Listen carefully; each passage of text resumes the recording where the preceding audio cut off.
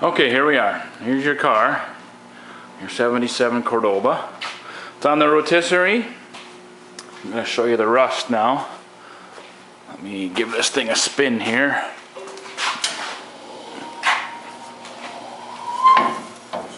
Here we go, inside the trunk. Right there is about where that mouse nest was. And I'm suspecting there was maybe a little more water seepage, maybe from the window or something, because there was a lot more than I was expecting. You can kind of see all that Swiss cheesy right in this area. I didn't know that was there. There's a little bit here and there, but when I started to take off some of the undercoating underneath, I found a whole lot more. There was actually a mouse nest up in here. Here's a little leftover of it. So that could have, you know, in a while that would have been really bad. And this spot, you know, just like on the other side, was getting pretty bad.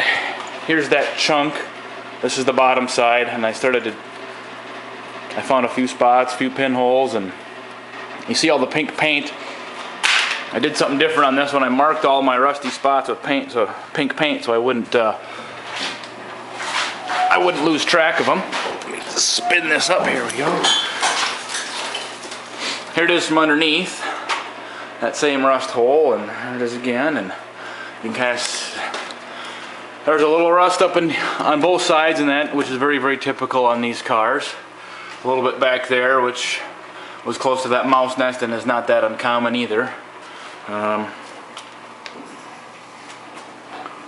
there's a little bit here, which again is not that terribly uncommon. The whole bottom of that's a little bit loose, so that'll get reattached. And then this is about how big the patch is going to be on this side.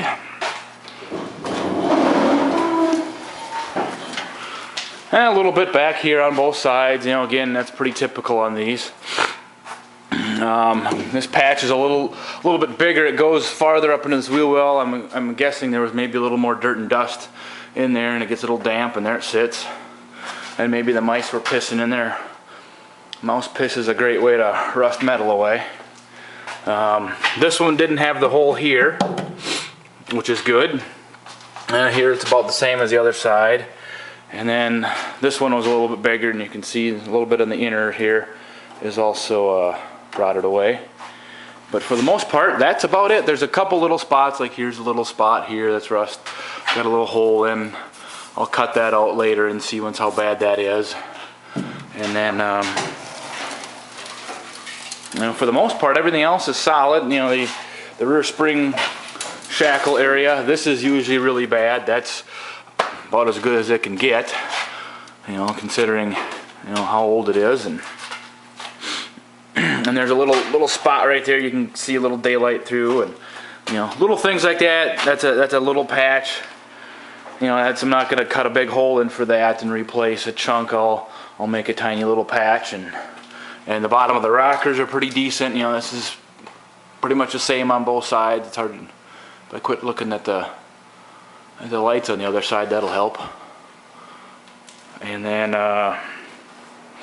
this was the only bolt really that broke off. That's the suspension bolt, so I got a plan for that though. That won't be a huge deal. So I think for the most part, I've got all the rust holes cut out, or rust anyway, cut out.